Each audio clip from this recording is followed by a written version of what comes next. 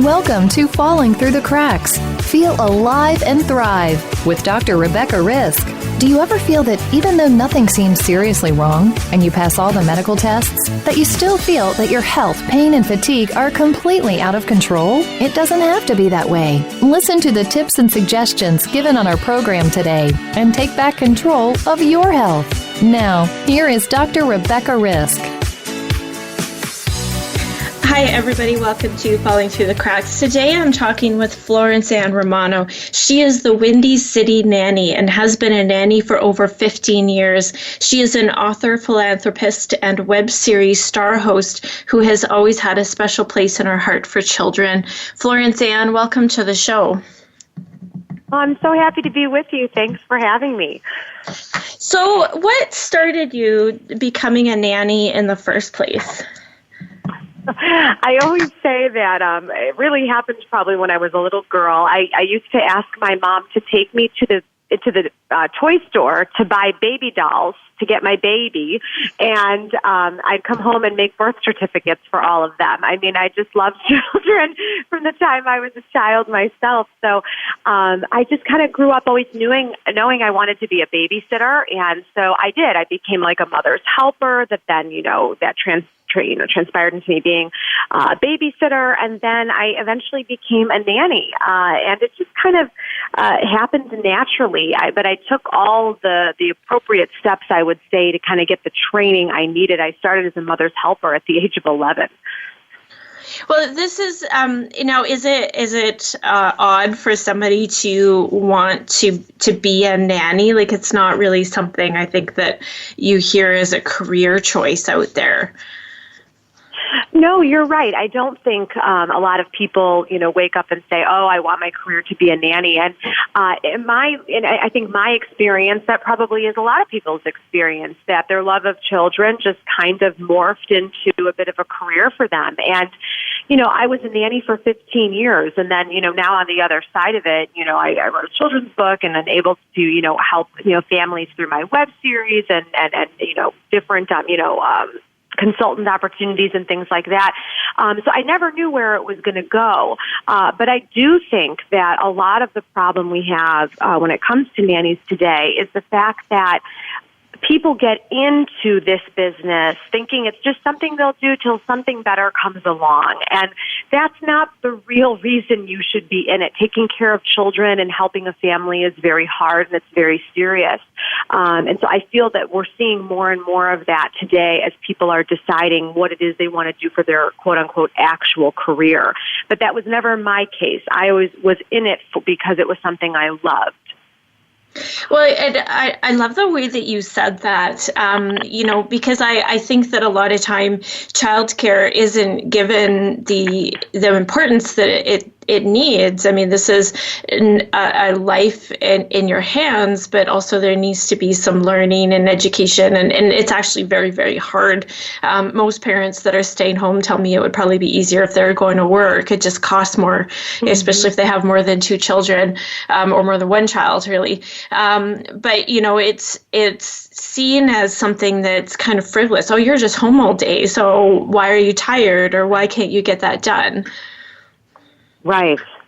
And I hate hearing that from, even just moms and, nannies and dads, and in general, there's this kind of shaming that goes on within this industry where, the moms who stay at home shame the moms who have the nanny, or vice versa. And like you said, so many parents say, "Oh my gosh, it would be so much easier for me to go to work than do the job at home." And the truth is, unless you experience both those things, it's hard to know really what that's like. And not everybody has that experience in this world where you know what it's like to be in the workforce and you know what it's like to stay at home.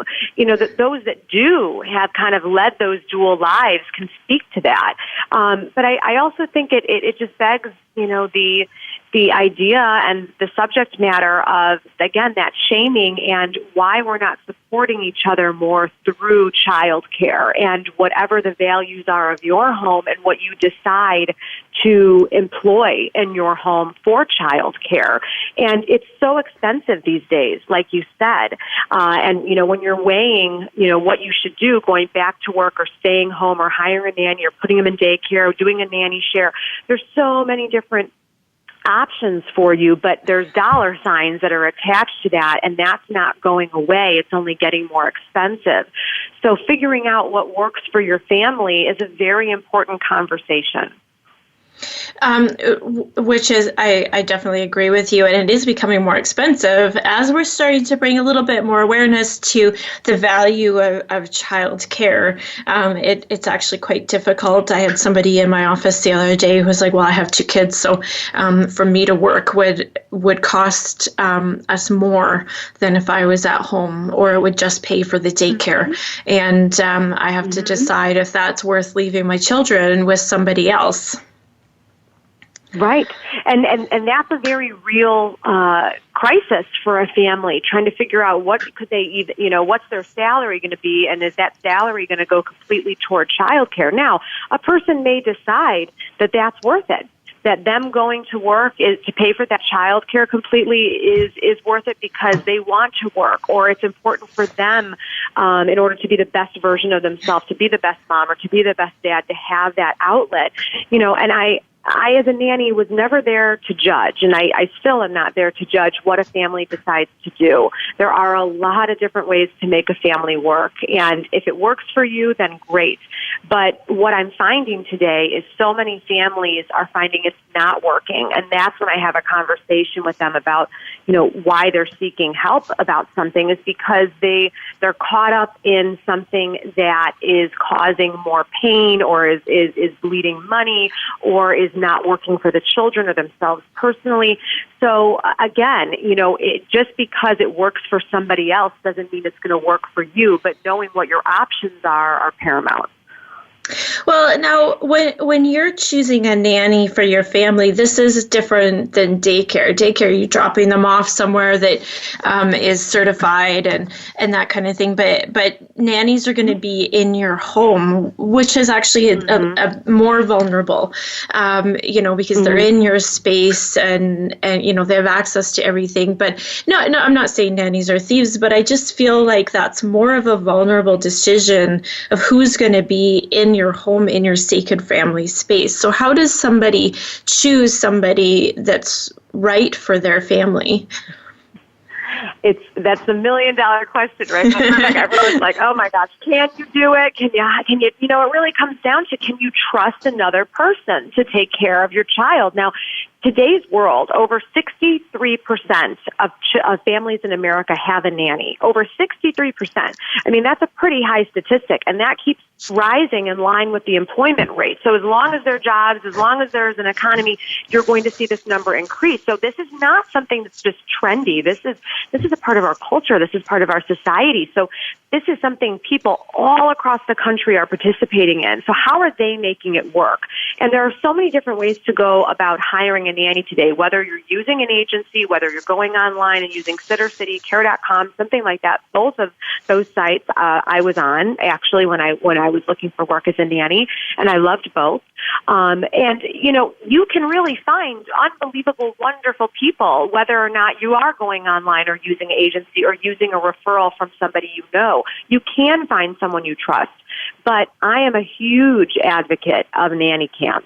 And it's always a little bit controversial as a former nanny to be saying that. But, in today's world, I believe it's more important than ever to, trust but verify. And remember that nanny being in your house, that nanny being with your children, your most precious possessions, in order for you to be able to leave the house, do your job well, or do whatever it is that you need to do when you're leaving the house, you need to have peace of mind. And that's what a nanny cam does for you. And if that's the right choice for you, then more power to you, do it. If you don't want to do that, you don't have to either. But if trust is going to be an issue for you and you want to be able to verify what's going on in the home, a nanny cam is a great way to do that.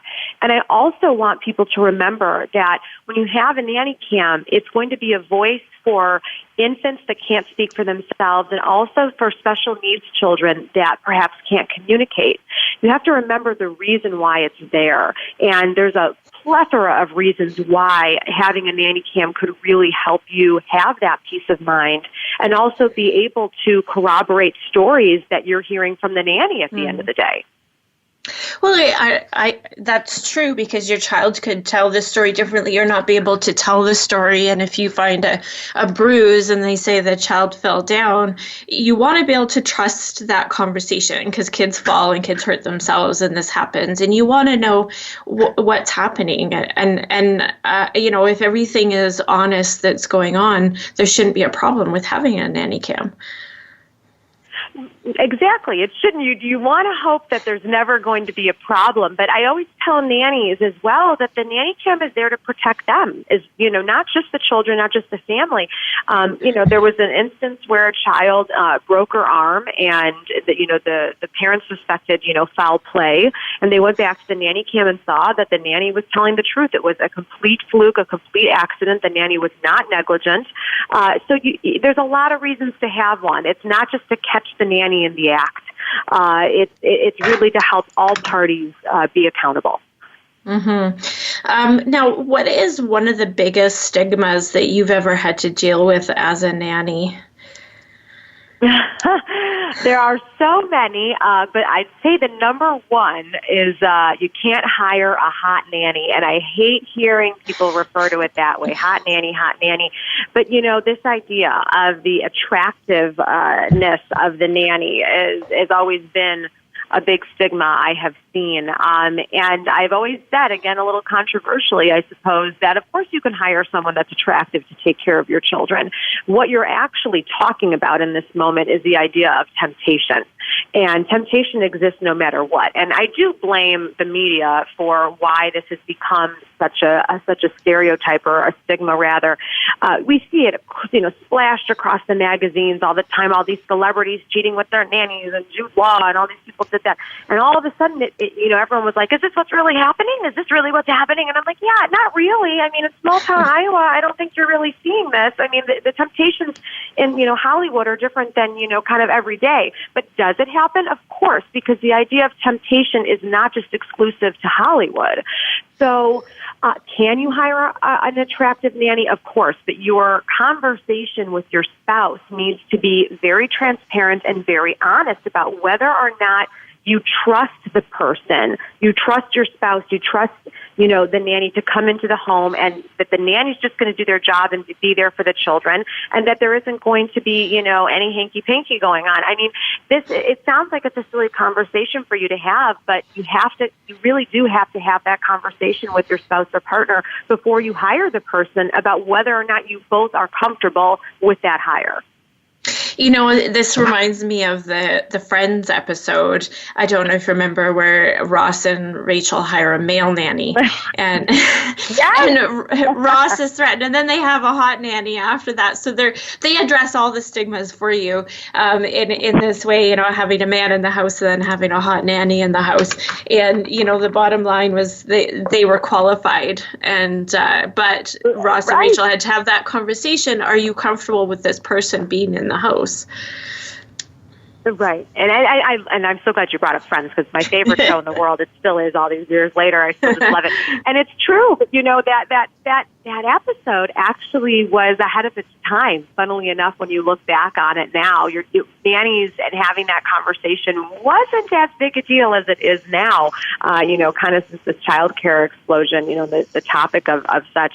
But they actually asked all the right questions, and you're right about how they handled it in the episode. That's pretty much how you would handle it in your family too. Well, there you go. Friends was a learning show. It should now be on the Learning Channel. Exactly. No one knew. Yeah, we're going to take a quick break. We're talking today with Florence Ann Romano, and she is the Windy City Nanny, and we'll be back shortly.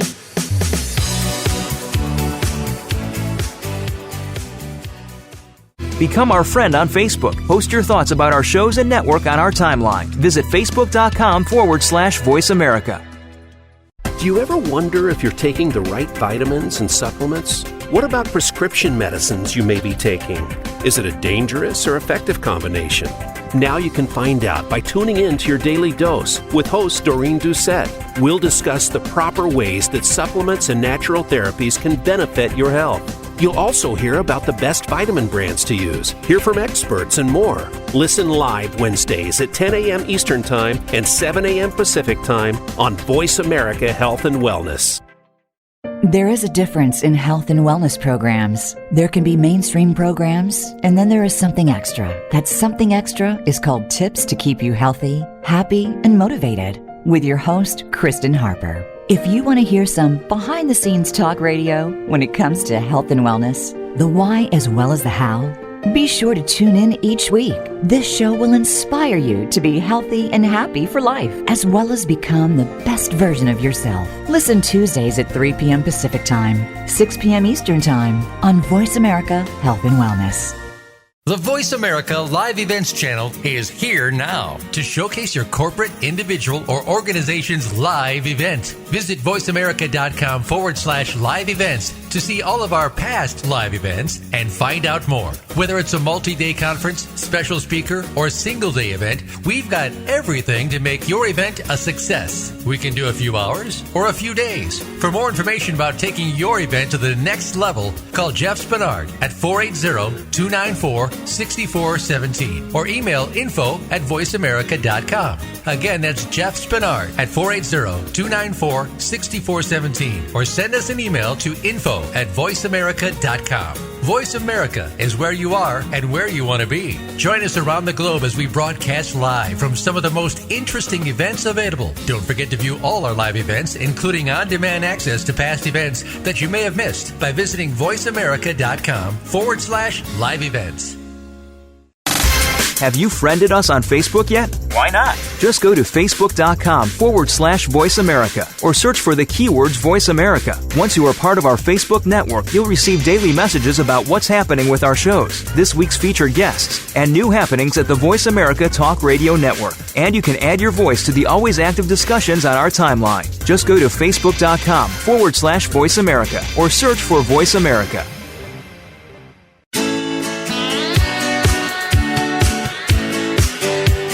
You are listening to Falling Through the Cracks with your host, Dr. Rebecca Risk. To reach the program today, please call in to 1-866-472-5792. Again, that's 1-866-472-5792. You may also send an email directly to Dr. Risk. The email address is anantacalgary@gmail.com. Now, back to Falling Through the Cracks.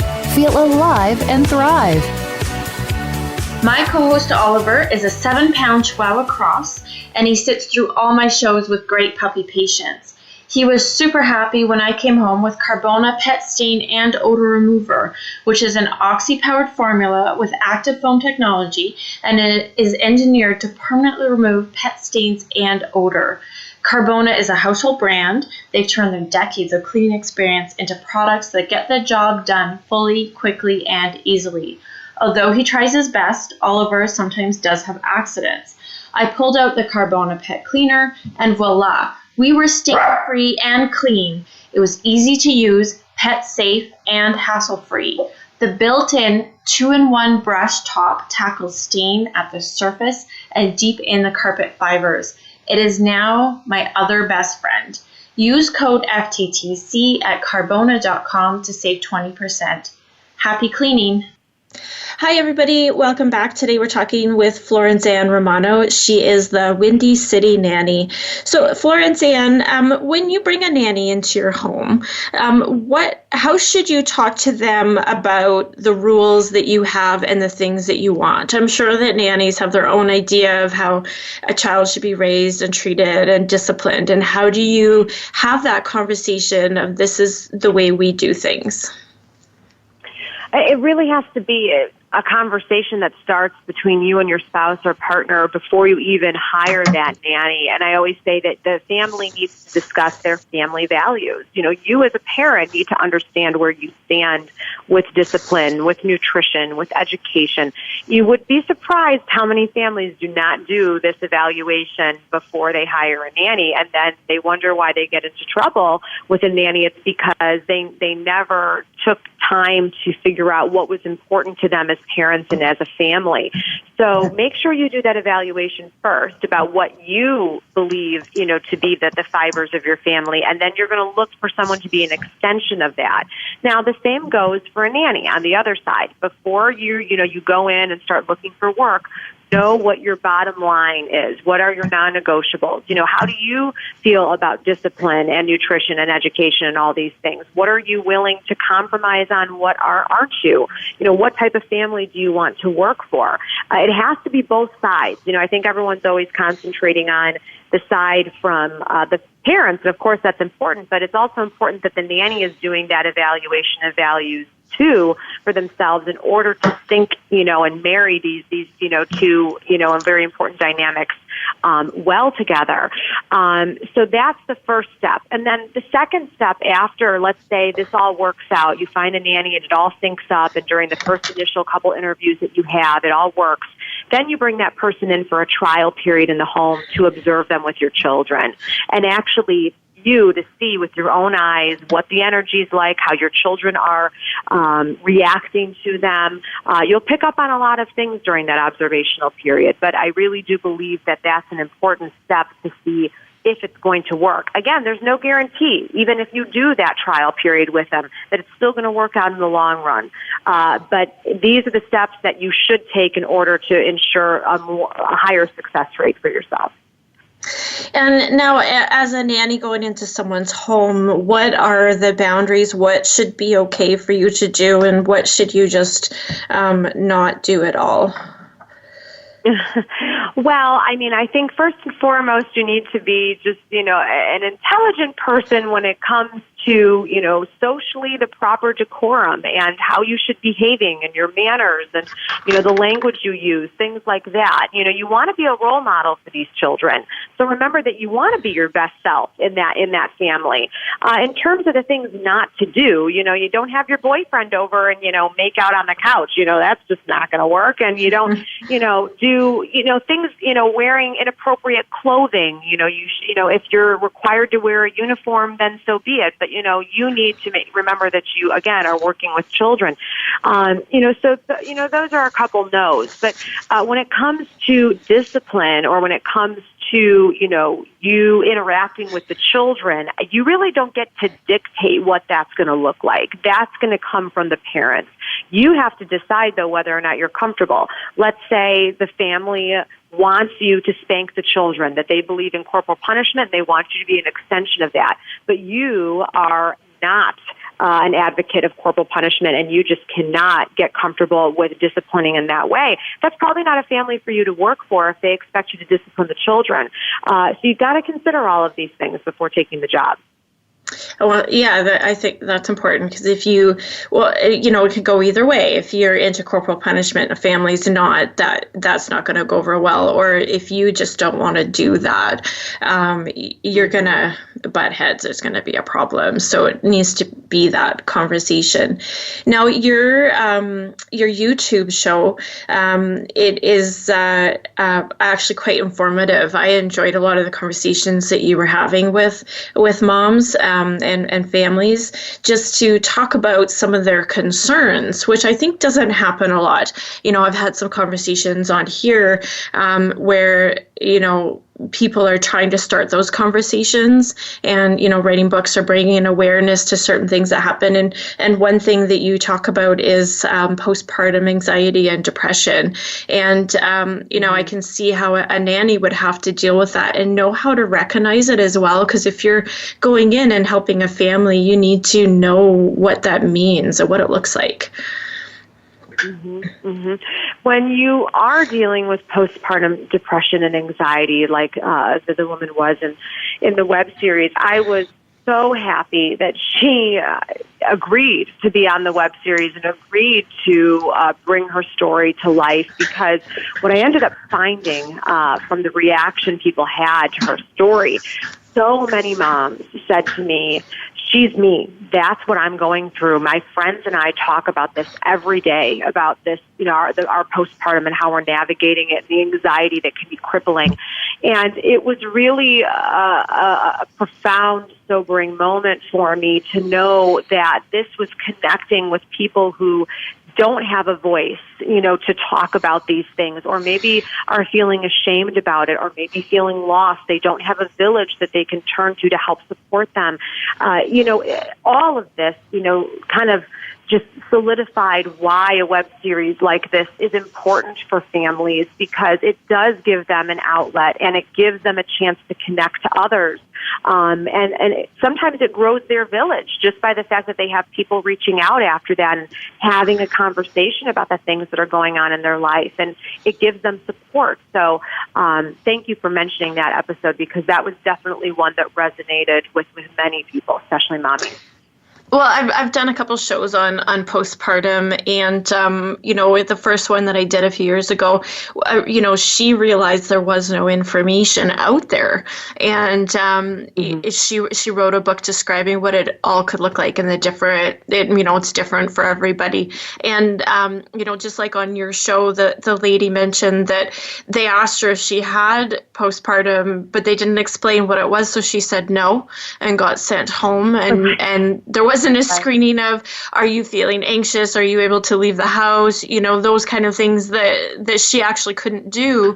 And I think that there is a lot of shame in those feelings. You're supposed to be happy. You have this baby you waited for. You should be in love with this baby, and you should be enjoying your life and finger painting and playing in the park. And the reality is it's not always that easy. I don't think it ever is. It's not always that. No, it never is. You're right. It's funny. I heard someone say the other day that, like, once the baby comes, oh my gosh, they'll be able to sleep again and it will get better. And I'm like, oh my goodness, no, that's not. What? That's not Who says that? I'm not going to. I know I'm not going to burst her bubble. It's her first kid. I'm like, we'll just let her learn, baptism by fire, and it isn't easy. I always tell people that, kids are not easy. This is not an easy job at all, and it is a job. When you're thinking about what you're really doing, raising little humans, and help molding their values and their personalities and all sorts of things. It's a huge job, and the chemistry of your body when all of that happens for a woman, the hormone levels and all of those things that go into it, it can make you crazy. It can make you feel crazy, and it can make you feel all different things, and none of it's wrong. And I think that's what parents need to accept today and kind of embrace, is that what's going on with them is most likely happening to other people, and they shouldn't be afraid to talk about it and shouldn't be afraid to ask for help. That's one of my big advocacy moments in this web series, is asking for help and letting love in, because you shouldn't have to do it alone. And that doesn't mean I'm telling you to go hire the most expensive nanny out there who speaks, 5 different languages and all these things. I'm not telling you to do that. I'm just saying, find a village that works for you to help support you through these difficult days, these difficult moments, and having a village not just to be there to help you raise your children, but to help you figure out the type of parent you want to be and help you, remember who you are, because you're still you. Even though you become a mom, you become a dad, you're still you, and you can have a, multifaceted, life in terms of, what defines you. But so much changes. And sometimes you lose yourself in that change. For sure. I think most moms say that, they kind of lose a bit of their identity because their child become, especially if you're at home with them, everything you do is with them, and they become this part of you. Mm-hmm. Which is okay. I think that's the whole point of having a family, is they become part of you and you become part of each other. Now, it can definitely be different if your child has special needs. you did a show with a mother with a child with autism, and I've spoken to somebody whose child had Down syndrome, and there was some acceptance on her part, and she went through a grieving period because her child wasn't normal. But what do you say to parents who are struggling with a child that's not the same as other children? I have a brother with autism, and he's only 17 months younger than I am. And I watched the struggle that my father had with, accepting that Michael had autism. He had waited his whole life to, have a son, and it wasn't the son he was expecting. And he always would say, I had, to love the son I had and not the son I wanted. And, that's hard to hear. That's hard to accept, that you have to kind of reconcile that within yourself. And you feel bad about that. You feel bad about not being happy with the circumstances. And there's a lot of emotions that go into that. You're grieving, like you said, the child you were envisioning and the dreams you had for that child. And then you're also dealing with your own emotions about, how to raise a child with special needs, and the fear that goes into that, the anxiety, the despair, the loneliness. There's a lot.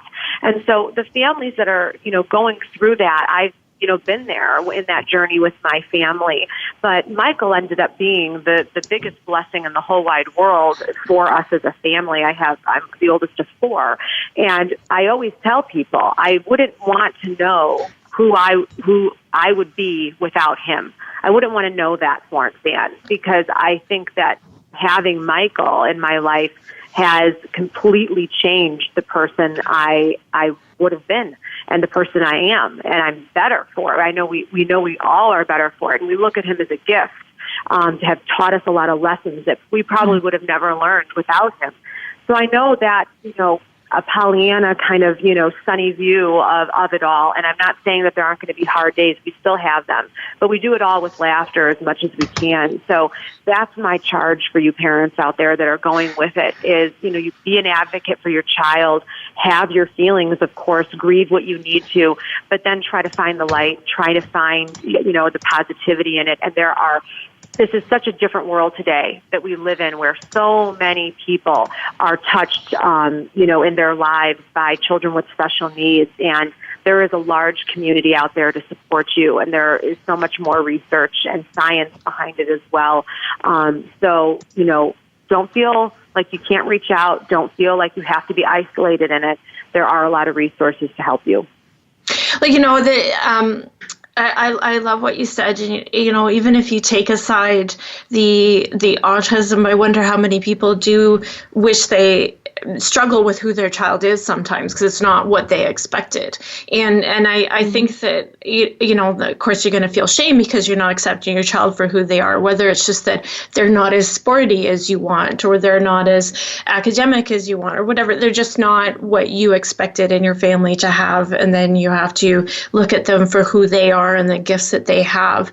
And I had a conversation about last year with Amy Block, and her whole book was about her daughter who was born with brain damage, and so she wasn't intellectual and she wasn't academic, and she had more love than anybody else in the family, and she taught them all how to do that. And what a beautiful gift that is. And I think that, we can just look at every child and see them for who they are and what they can bring to us instead of the expectations that we had for them. It's so true. And children with special needs honestly teach the most important lessons. They teach, compassion. They teach kindness. They teach, empathy. You want to expose typical children to children with special needs because it gives them the opportunity to be kind from the very beginning of their life. And that's something kids need to be learning in the sandbox. Even without special needs, that aside, children should be kind anyway. But, special needs children do offer the opportunity for children to see someone right in front of them who might be their same age, and they're different than they are. And, watching a child kind of navigate that and process that is really a beautiful thing, because I always say, children learn this stuff when they're younger. Children learn to either be mean or be kind. I don't think that this is something you're born with. So, you as a parent, you as a nanny, a caretaker, you need to take seriously the idea that you need to be introducing these values to these children early on and expecting a certain type of behavior from them in terms of compassion and tolerance. That's a beautiful message. We're going to take a quick break. We're talking today with Florence Ann Romano, and she is the Windy City Nanny, and we'll be back shortly.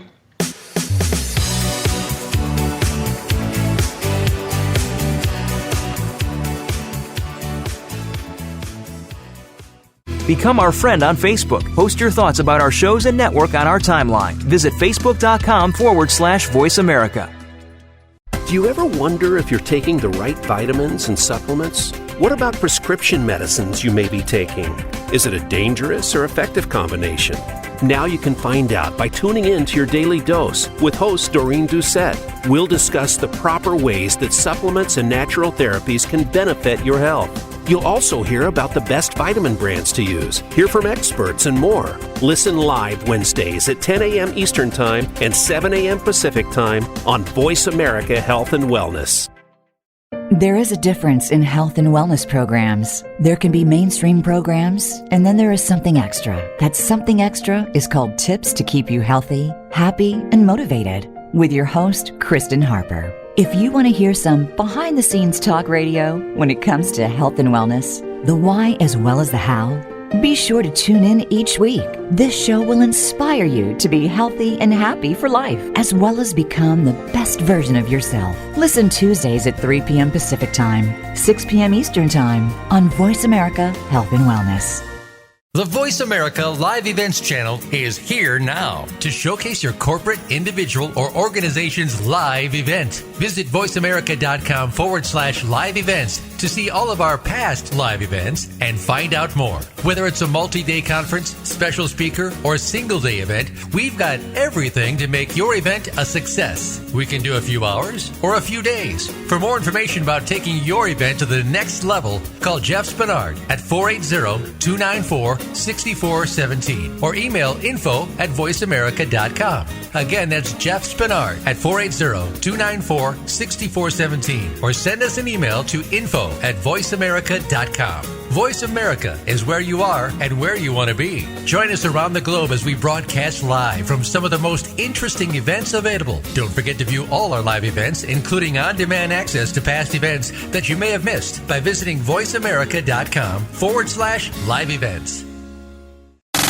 Have you friended us on Facebook yet? Why not? Just go to facebook.com/Voice America or search for the keywords Voice America. Once you are part of our Facebook network, you'll receive daily messages about what's happening with our shows, this week's featured guests, and new happenings at the Voice America Talk Radio Network. And you can add your voice to the always active discussions on our timeline. Just go to facebook.com/Voice America or search for Voice America.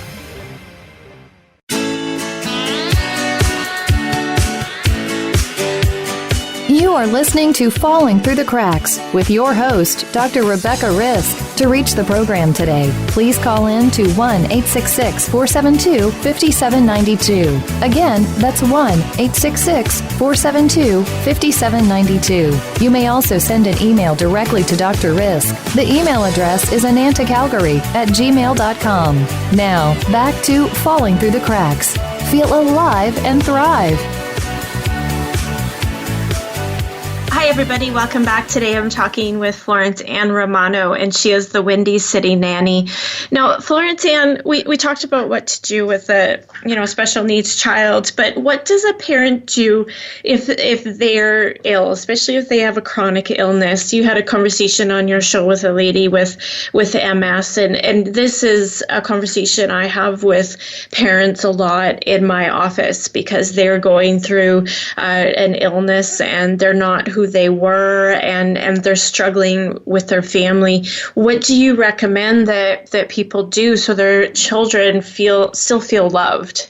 And, that episode that you're bringing up that we did with Janelle, oh, my gosh, I'll tell you, when I turned and looked at the crew, I forgot that they were there, honestly, when I was talking to her, and I looked at the crew, and everyone was crying, from the boom guy, the mic, the producer, everyone was crying during that conversation, because she was so real. She was so raw about how heartbroken she was that she could not be there for her son the way she was for her daughter when she wasn't sick at that time. During that, episode, we actually did an activity where we wrote a book for Janelle to share with her son, which talked about MS and talked about how he interacted with his mom, and it also broached the subject matter of MS and explaining what it was, because at this time he didn't really know what it was. He knew mom was able to do things, not able to do things, but didn't really understand the reasons why.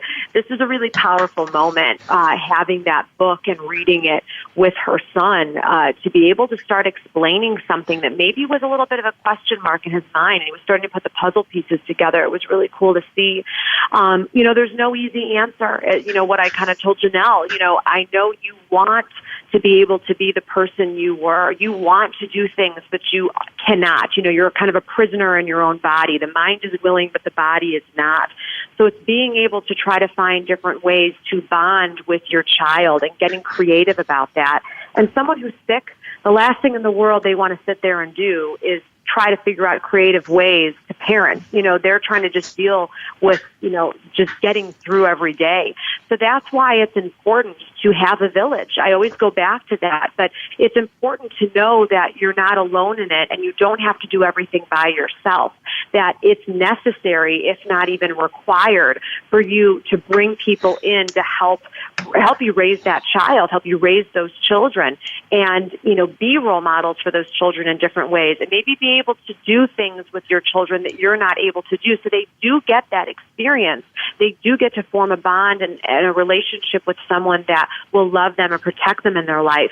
But the first reaction people have to that when I suggest it is, but that's going to make me feel bad, that I can't do it. And, they're going to be bonding with someone else instead of me. And just like having a nanny, it's not a competition. You would, I hope that anyone would want their child to be surrounded with as much love as they possibly could have in their life. They can't have enough of it. So to be able to give them opportunities to have relationships with other people and learn from other people, that's a magnificent gift. And if you are sick and you can't do all the things you want to do, but you have people in your life that are willing to help you and be there to love you and love your children, then capitalize on that and let them help you figure out ways for you to be able to bond with your child too. It's really about the village when it comes to a parent that's sick. It's really about that support that you're getting emotionally, physically, otherwise. That's what you need to concentrate on, is how to make that a robust village, how to make sure you're getting what you need and that your children are getting what they need. Well, and I think a lot of what you said is really important, because I know when people have a chronic illness, and I was like this when I was at my sickest with my Lyme 10 years ago or over 10 years ago. I didn't really want people to know what I was going through. I was trying to get through it, and it was an exhausting conversation, and it made me feel vulnerable. And, that might be okay with, the neighbor down the block that you don't talk to very much if you don't want them involved. But when your child is in your home, they need to understand what's happening, and even if you don't explain it, they're going to know something's off, and they're not going to understand. And I know a lot of children will take that on as something that they have done, and because you're different, and it's really important to have that conversation with the people at least in your home, so everybody knows what you're capable of and what you can do. It's very important to be as transparent as you can be, and I my heart goes out to all of you that have suffered from a chronic illness and have deal with that on a day-to-day basis, and how mentally and physically draining that must be. But for the interactions that I've had with those that do need that extra help, I always say that children are resilient. Children, they only know what they live. So if they're used to having a ton of people to love them and a ton of people there to have fun with them and do things with them, then they're just going to remember that growing up, that they had so many people there to experience so many different things with. They're not going to sit there and blame you, resent you for not being the type of mother that they wanted or the type of father that they wanted. You know, children are not made that way. That's they're only looking at you for what you are, and they love you with their whole heart, and they don't see the illness. They just see you, and I think that's a gift in itself as well. Well, and one thing that you said was important, I think you said this in your show, that, the child is going to learn empathy as well, which is very important at a young age. I mean, we do want to understand what other people are going through. We do want to know how to care. I mean, we don't want the child to grow up too quickly, but it is important to have an understanding of someone else's limitations and someone else's pain. Empathy is huge. In the world, always, but especially today, empathy is huge. And if you are given a situation that creates more empathy opportunities, then, fantastic. That's only going to make your child, a better human being as they get older. So, again, it's taking these challenges in life and trying to find the positive. But, when I was speaking to Janelle, I said, you don't have to like it. It's not fair, and to be able to say that out loud is important, that it's not fair, and having that validated by people as well, that this is not fair, and that I hate that you have to struggle this way. And, sometimes it's just that support that somebody needs. They don't feel alone in it. They just, everybody in life just wants to feel understood, right? And, someone with a chronic illness wants to be understood too, especially if the illness looks invisible, to the naked eye, if they can't really see, what's going on. It's like a person suffering from, chronic migraines and they're just completely debilitated. It's invisible. They, you can't see what that person's going through other than their face maybe looks like they're in pain, but you don't really see it. And that must be maddening for people with chronic illness, that they feel like no one sees their struggle, but they feel it every day. Mm-hmm. Now, one thing I hear from parents is that they can, and you touched on this on one of your shows, is losing your identity in your children. And you talked with someone who was, the kids were going to go to school, and she was like, who am I if they're not here? So how does somebody get around that process? Lonnie was unbelievable to talk to. I just loved that episode, and it was just this unbelievable moment where she just kind of flew out of her mouth saying, I don't know who I am anymore, and it just all of our hearts, broke. And the truth is, that opportunity she had coming up, an opportunity she didn't see it as an opportunity. She was scared to death that her kids were going to go, and who was she without them? And that's when we started talking about, but that's an opportunity. This isn't something to be scared of. This is an opportunity for you to get back to who you are. So we started talking to her about, when you and your husband were first married, what was your life like? And her eyes started to sparkle, and she was like, oh, we used to do this, and we lived here. And all of a sudden you could see that she was getting that part of herself back. She was remembering who that was. And to be able to say, all right, Lonnie, that's what you can do. You can get a lot of that person back. Just because you're a mom, that doesn't mean everything else goes away. There's you as mom, and there's you as Lonnie, and there's you as your, as the wife to your husband. You wear a lot of different hats. You have a lot of different roles, but this is an exciting opportunity for her to take care of herself and to get back to herself. And it was really cool to watch the whole evolution of that during the episode. Well, and it must be really important to find that line, because you want, like we said before, your kids are now part of your life and they're part of your family, and but they're going to grow up and they're going to be their own people, and you don't want to lose yourself in that. You want to still have your own identity and your own dreams and doing your own things as well, so that you can not only show them what that's like to be your own person, but to also just not lose your identity, so if they go off to college, you're still okay. Although these kids were going to preschool, they're still in the house. I mean, life happens in seasons, right? They say life happens in seasons, and you might not be able to do everything you want at that time. Everything, you can't have everything at once.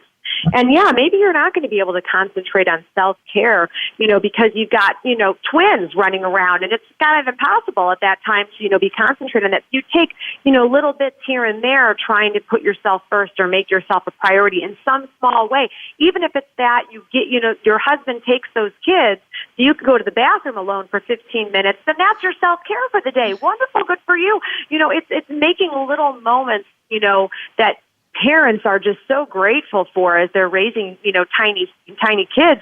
Those little moments mean the world to them. But, that self-care is going to change as time goes on and those children gain more independence. You gain more independence. You grow as they grow. It's a really cool thing. But, trying to define it all and to come up with a plan for it, you really can't do that. You have to see how it is when you're in it and decide what's important to you or what's going to give you some peace or give you some grace or give you some joy, whatever it is in those tiny moments. Don't make it this huge thing like you have to go and have an all day, at the spa, as wonderful as that would be.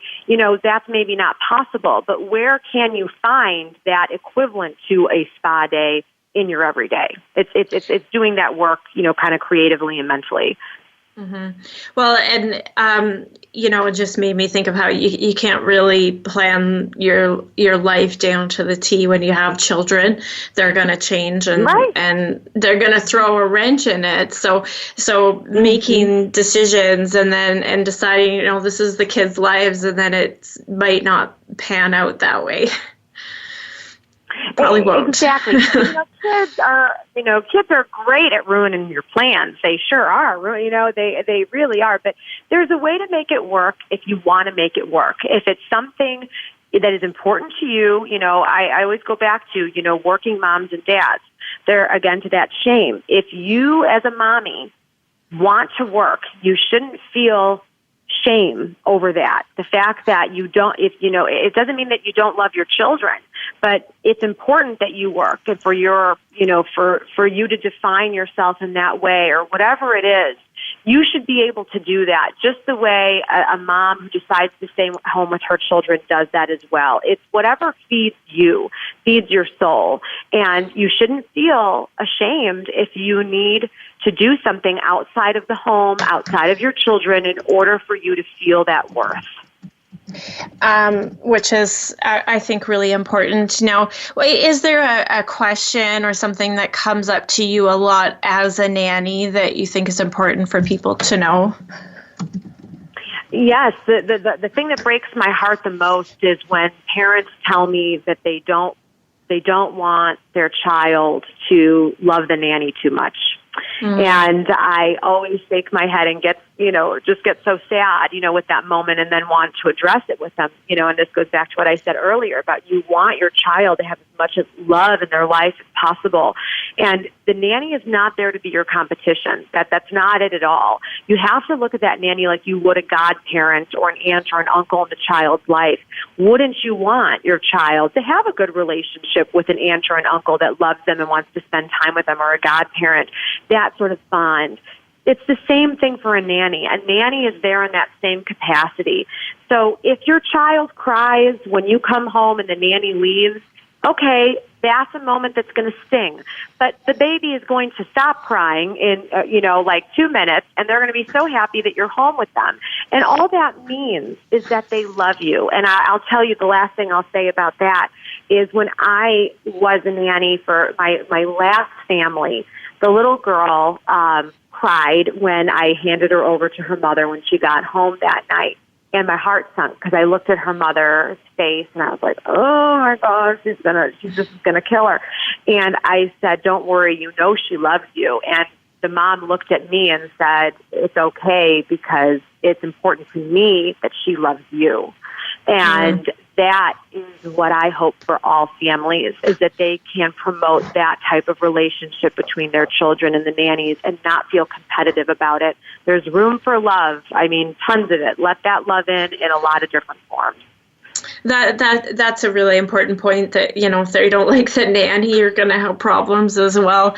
And kids just love. So, they've got enough to go around, and there's nothing that can compete with their parents and what their parents bring to them. That's a special bond for sure. Mm-hmm. Mm-hmm. Absolutely. So now, if anybody has any questions or anything, how can they get a hold of you or find your show? Sure. You could go to windycitynanny.com. There's a whole bunch of information there, and you can also watch the episodes there as well, or you can go directly to YouTube at, Windy City Nanny. You can watch it there. You can also get my book on my website or any major bookstore, Barnes & Noble, Amazon. I hear you can order it next day on Amazon or even same day. Sometimes I hear it's a really good baby shower gift. So, but I love hearing from everyone on Instagram as well as Windy City Nanny. Any questions you may have, anything that comes up, I'm always happy to get involved and to, be a listening ear. Well, perfect. Thank you so much for joining me today. Thank you for having me. What a pleasure. Today we were talking with Florence Ann Romano, and she is the Windy City Nanny. If you want more information on my story and what I went through to get back to health, you can find that on my website at dr-risk.com. Feel free to follow me on Facebook, Twitter, or Instagram, or send me an email at anantacalgary@gmail.com. Thank you so much for listening today. Be sure to make today a great day.